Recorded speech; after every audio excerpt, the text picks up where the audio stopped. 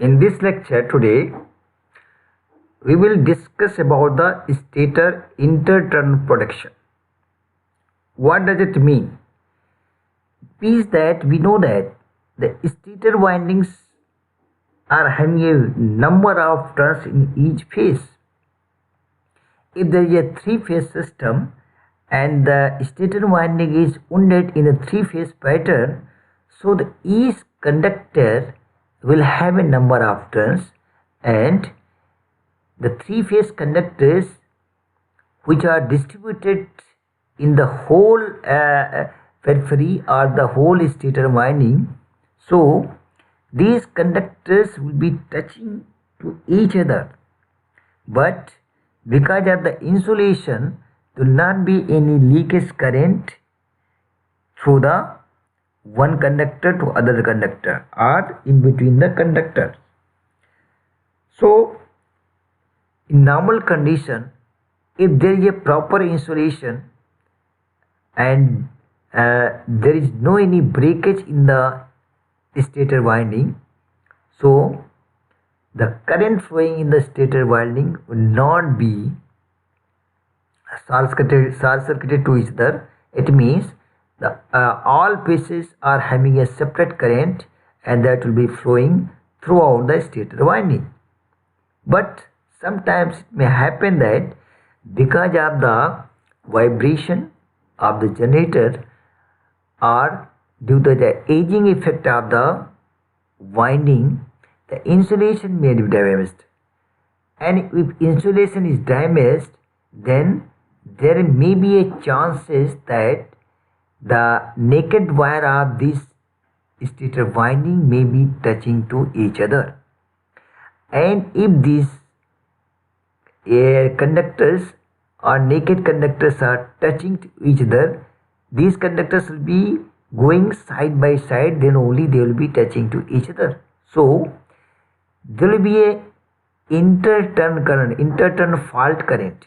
It means the current will be flowing from one conductor to other conductor. That is called the interturn fault. That's why we call it a stator interturn protection system. So in normal condition, it is very difficult to sense this interturn fault. Why? Because we know that if there is a one conductor and this conductor, let us say this is a R phase, and this R phase is having a multi-turn.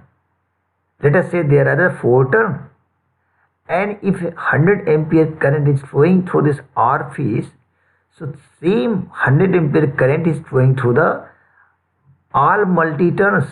It means the all multi-turns are touching to each other, so they are carrying a 100 ampere current. It means these multi-turns are touching to each other.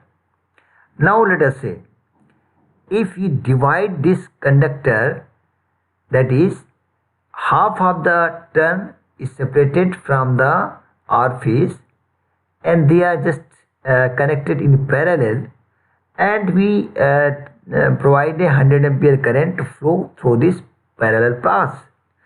So in the sense of the current flowing, there will not be any change because the entering current is 100 ampere through the R phase and leaving current will be also 100 ampere. There will be only change in the parallel paths. So there will not be effect of any change in the current. So sensing device will not be able to sense this type of fault.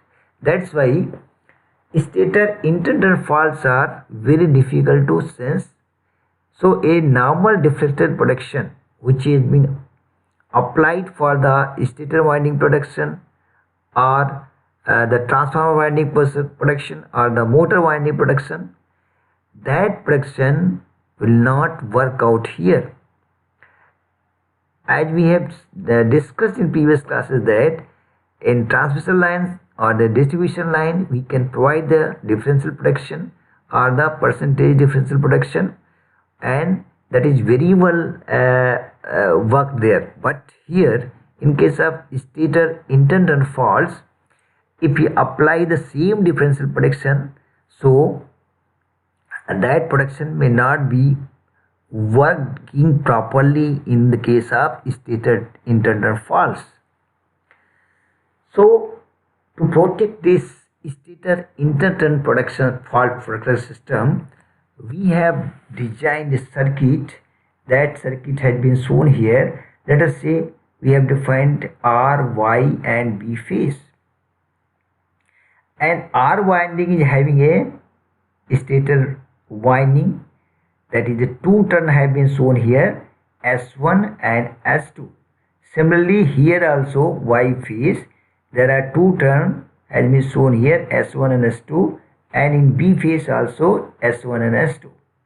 Now this is a current transformer, and across this current transformer one this coil RC is connected here. In all the phases around this current transformer, one relay RC is connected here.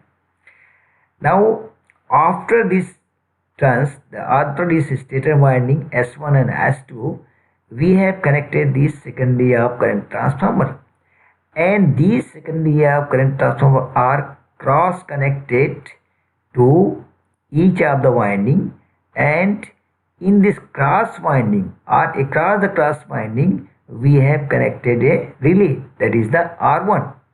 Similarly in Y phase also, in a cross connected winding we have connected a relay R1, and same way here also relay R1 is connected. Now after that again a current transformer coil is connected, and which is connected with the common point and further given to this RC coil. So this circuit is designed to protect the stator internal faults. So how this system will operate, we will see here. That is, in normal condition, when there is no fault or there is no stator internal faults, so what will happen? The same amount of current will be flowing through the stator winding S1 and S2 in the all phases, and same current will circulate through the secondaries of CT also. So because same current is flowing through the both CTs, so there will not be any flow of current through this relay R1. That is, if there is no fault or there is no internal faults, so equal current will be flowing through these CTs, secondary CTs, and no current will flow through this relay R1. Similarly in Y phase and B phase also. But if there is a stator internal faults, so the current flowing in the winding S1 and S2 will be unbalanced. It means the unbalanced current will be flowing through the secondary of the CTs, and because of this unbalance, the current will flow through this relay R1 also. So this relay R1 will operate, and this will give the indication that there is some internal faults happens in the system. So the protection system will operate and the stator winding will be disconnected, and further remedial action will be taken. So this is how the stator internal protection system is operating. Now let us see in the next what I have discussed today in this circuit diagram. Same thing has been written here, that is, under normal operating condition the current in the stator winding S1 and S2 are equal, and equal currents will flow through the secondary of CTs. The secondary current round the loop then is the same at all points, and no current flows through the relay R1. So I have discussed here previously that during the normal operating condition, the equal amount of the current will be flowing through the winding S1 and S2. So same equal current will be flowing through the secondary CTs also. And since these secondary CTs are cross connected, it means equal amount of voltage in this winding and this winding will be available. So there will not be any current flowing through the relay R1. Same thing will happen in the Y phase and P phase also. Same thing is written here. Now when fault occurs or a short circuit doubles between the adjacent turns, say on S1, the current in the stator winding S1 and S2 will no longer be equal. Therefore, unequal currents will flow through the secondaries of CT, and the difference of these two currents flows through the relay R1. So, the relay then closes its contacts to clear the generator from the system. So, this is what I have discussed, that in normal operating condition, the equal amount of current will be flowing through the stator winding S1 and S2, and there will not be any difference in the current. So same current will be flowing through the secondary of CT also, and there will not be any current flowing through the relay R1. But if there is a stator internal fault, so the current flowing through the winding S1 and S2 will become unbalanced. So the difference of current will be flowing through the secondary of CT, and this difference current will also flow through relay R1. So the relay R1 gets operated and it will detect the fault and protect the stator winding. This is what about the this lecture, that how we can protect the stator internal faults in a generator system.